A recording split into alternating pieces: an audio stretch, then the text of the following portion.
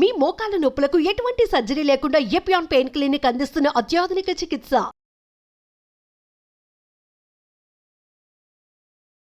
ఆహారం సపరేట్ కాదు, ఆరోగ్యం సపరేట్ కాదు, వ్యవసాయం సపరేట్ కాదు, రైతన్న సపరేట్ కాదు. 4 వానలు వస్తే నీళ్లను లేకుండానే కొర్రలు, అండుకొర్రలు, అరికలు, సామెలు, నువ్వులు, ఉలవలు ఇలాంటి అద్భుతమైన పదార్థాలని పెంచుకొని తింటూ ఉన్న రైతన్నలు కాదు కదా, కొండ చర్యల్లో పెరుగుతున్న ఆ ట్రైబల్స్ జనాంగాల ఆరోగ్యాన్ని కూడాను గబ్బులేపి ఈ 2 రూపాయలకు బియ్యం ఇస్తామని చెప్పి ఆ బియ్యాన్ని వాళ్లకు తినిపించి 130 మంది ట్రైబల్స్లోనూ డయాబెటీస్ రోగం తెచ్చిన ఘనత ఈ ఆధునిక విజ్ఞాన కృషి యుగానికి సంబంధించింది అని గట్టిగా పెద్ద పెద్ద గొంతుతో చెబుతూ ఉంటే అవునా అవునా అంటే మాకేదో రోగం వచ్చింది, పర్వాలేదు, మల్టీ స్పెషాలిటీ హాస్పిటల్స్ వీధికి ఒకటి పుట్టుకొని పుట్టగొడుగుల్లాగా లేచొస్తున్నాయి. దాన్ని అలా జరుగుతున్న భయంకరమైన సత్యాన్ని డెసిఫర్ చేసుకోలేక మనమంతా రోగులం అవుతున్నాము. వారం వారం రోగులు ఎక్కువ అవుతున్నారు నగరాల్లో అని ఎవరు చెప్పకపోతే ఏమి చేయాలో దిక్కుంటే అక్కడ ట్రైబల్స్ కూడా ఈ రోగం వస్తుందంటే ఇంకా మనం తింటున్న ఆహార పదార్థాలే దీనికి కారణమని ఎవరు చెప్పకుండా ఉంటే ఏమీ తెలియనట్టు మనమందరం ముక్కు మీద వేలేసుకొని ఈ డాక్టర్లు చెప్పేది, ఈ విజ్ఞానులు చెప్పేది వినుకుంటూ ఇంకా కోడిగుడ్లు తినండి, 2 నిమిషాల్లో నూడిల్స్ రెడీ చేసుకొని మీరంతా వంటగదుల్లో ఎందుకు కష్టపడుతున్నారు, చిచి వంట చేసే పనేనా, ఆడవాళ్ళు హౌస్ వైఫా ఆహా అని నీచంగా చూడటం మొదలుపెట్టిన ఈ కార్పొరేట్ వ్యవస్థ కల్చర్ని ఇంకా పైకి తీసుకెళ్ళి ఆడవాళ్ళని కించపరుచుకుంటూ ఈ అద్భుతమైన సిరిధాన్యాల్ని, అద్భుతమైన వైవిధ్యమైన పదార్థాలని ఎందుకో మా తాత ముత్తాతలు పెంచుతున్నారని ఆ మెట్టభూమి రైతులు 4 వానలు వస్తే ఇప్పటికీ అమాయకంగా పెంచుతూ ఉంటే దానిలను చూసి క్యారే అనే నాథుడు లేకుండా తయారవుతూ ఉంటే ఎక్కడ దొరుకుతుంది న్యాయం? అంటే ఇంత గందరగోళంలో మనమంతా ఇరుక్కుపోయాము. మీరు అనుకుంటున్నట్టు ఇది సపరేట్, అది సపరేట్, ఇది సపరేట్ ఏమీ లేదు ఇక్కడ. మీ ఆరోగ్యాలు చెడిపోయింది, ఈ ఔషధి కంపెనీలు బాగు ఉద్ధారం అవుతున్నది, మల్టీ స్పెషాలిటీ హాస్పిటల్స్ పుట్టగొడుగుల్లాగా పెరుక్కు వస్తున్నది. ఇవంతా ఒకటే, వేరు కాదు. అంటే మన మెట్టభూమి రైతన్నలు 60% ఉన్నారు మన దేశంలో అని ఒకవైపు పెద్దగా రాస్తూ ఉండేది. రైతన్న అని సినిమాల వాళ్ళు పాటలు పాడుతూ ఉండేది. సినిమాల వాళ్ళు పాటలు పాడితే ఏం జరగదు.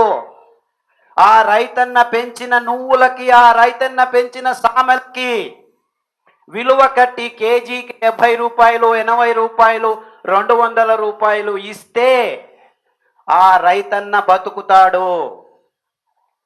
అంతవరకు ఏ రైతు బాగుపడడు. అంటే మనం మన రైతన్నలు పెంచుతున్న పదార్థాలకి విలువ ఇవ్వాలి. మేమేమి ఊరిక ఇవ్వండి అని చెప్పట్లేదు. ఈ భయంకరమైన రోగాలన్నింటినీ క్రియేట్ చేశారు. ఈ చక్కెర తిని, ఈ కోడిగుడ్లు తిని, ఈ బియ్యం తిని, ఈ గోధుమలు తిని గ్యాంగ్రీన్ వచ్చింది, డయాబెటీస్ వచ్చింది, క్యాన్సర్ వచ్చింది, ఎస్ఎల్ఈ వచ్చింది, మల్టిపుల్ స్క్లీరోసిస్ వచ్చింది, దిక్కు తెలియని హెచ్ఐవి వచ్చింది, నీఫా వచ్చింది, ఝుంకా వచ్చింది, H5N1 వస్తుంది, HN1 వచ్చేస్తుంది. ఈ రోగాలన్నిటికీ మా దగ్గర మందులు లేవు, వీఆర్ క్రాసింగ్ ద ఫింగర్స్ అని ఐసీయూలో డాక్టర్లు చెప్తూ ఉంటే ఏం చేయాలో దిక్కు తెలియక దేవుడా మమ్మల్ని రక్షించు అని చెబుతూ ఉంటే ఏమీ ఇబ్బందులు లేవు, పాలు తాగండి, ఇంకా రోగం ఎక్కువ అవుతుంది, చక్కెర తినండి, 2 రోజుల్లో పోయేవాడు 2 గంటల్లో పోతావు, బియ్యం తినండి, బుద్ధిమాంద్య పిల్లలు పుడుతూ ఉన్నారు, గోధుమలు తినండి, హార్ట్ అటాకులు, నిర్నాళ గ్రంథులు లేచిపోయి థైరాయిడ్ ప్రాబ్లం వస్తుంది. ఇవన్నిటినీ ఆపు చేస్తే ఈ రోగాలన్నీ 6 నెలల్లో మీ దేహం నుంచి మాయమవుతాయి. దానికి కావాల్సింది పీచు పదార్థం, పిష్ట పదార్థం. అద్భుతంగా, సమన్వయంగా, సమర్పకంగా, రచనాత్మకంగా దేవుడు ఈ 5 సిరిధాన్యాల్లో పీచు పదార్థాన్ని, పిష్ట పదార్థాల్ని పొరలు పొరలుగా అమర్చాడు. కేంద్రం నుంచి 7-8 పొరల్లో అమర్చుతూ వస్తున్నాడు. పై పొరలలోకి వచ్చే వాళ్ళకి అద్భుతమైన యాంటీ ఆక్సిడెంట్ కారకాలు, రోగ కారకాల్ని తీసేసే ఈ పీచు పదార్థాన్ని దేవుడు అద్భుతంగా సమర్పించాడు మనకి ఈ 5 సిరిధాన్యాల్లో. ఈ 5 సిరిధాన్యాల్ని మీరు మార్చి 2 రోజులు ఒకసారి తింటూ వస్తే ఈ క్యాన్సరు, ఈ ఎస్ఎల్ఈ, ఈ రుమటికారిజము, మీ మోకాళ్ళ సందులు, వాతాలు, ఇది అది, మైగ్రేన్లు, గ్యాంగ్రీన్లు, హెచ్ఐవిలు, ఐబిఎస్లు, ఎస్ఎల్ఈలు, కొల్లైటిస్, క్రాన్స్ డిసీజు, ఏమేమో పేర్లు, దిక్కు దేశాలేని పేర్లు పెట్టుకొని ఆధునిక మానవుడు సతమతం ఉంటే ఇంతే. మీరు వైవిధ్యంగా పెరుగుతున్న ఆ జామ ఆకు కషాయం, రావి ఆకు కషాయం, పారిజాత కషాయం, పసుపు కషాయం, శుంఠి కషాయం, జీలకర్ర కషాయం, మిరియాల కషాయం తాగండ్రా. కాఫీలు, టీలు తాగి చావద్దండ్రా. ఈ అద్భుతమైన కషాయాల్ని తాగితే మీ దేహంలో ఉన్న ప్రతి జీవకోశం చైతన్యంతో ఉప్పొంగి ఈ రోగకారకాల్ని మీ దేహం నుంచి 3 వారాల నుంచి 6 వారాల్లో దూరం చేస్తూ 6 నెలల్లో మీకు ఆరోగ్యశ్రీని అందిస్తుంది అని చెబితే అవునా? సిరిధాన్యాలు తింటే థైరాయిడ్ ప్రాబ్లం వస్తుందంట అని న్యూట్రిషనిస్టులు మళ్ళా చెప్పడం మొదలుపెట్టారు. అక్కడెక్కడో ఆఫ్రికాలో ఒక డాక్టర్ ఎప్పుడో పోయాడంట 1995లో.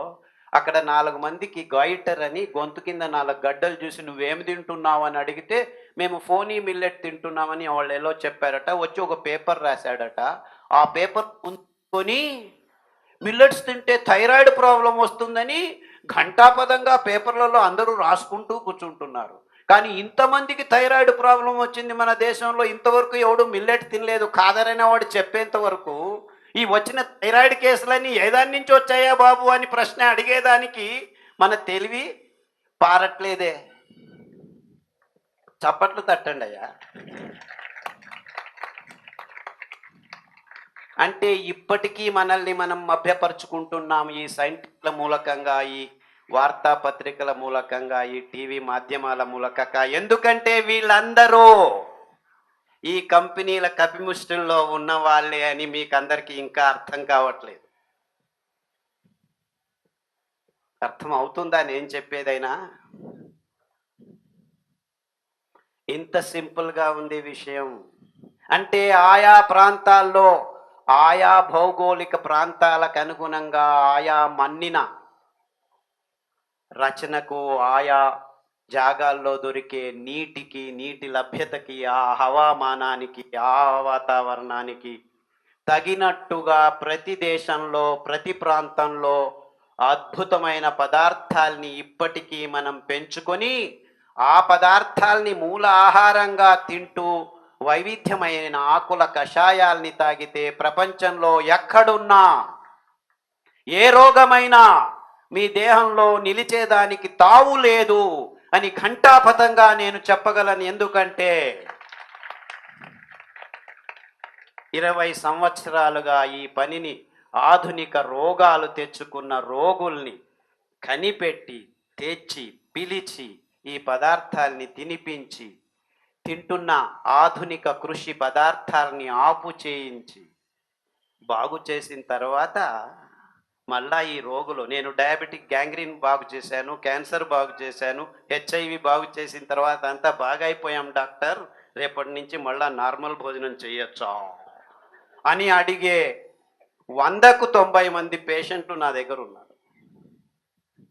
అంటే మన బుద్ధిలో, అంటే మన ప్రజ్ఞలో అంతవరకు నూరిపోశారు. అంటే ఇంత రోగాలు వచ్చాయి, బాగు చేసిన తర్వాత మళ్ళా వెళ్ళి నేను దీన్ని తింటాను, ఇదే నార్మల్ ఫుడ్ నాకు అని అనుకునేంత నీచ స్థితికి దిగజారిపోయాము ఈ మానవ జాతి.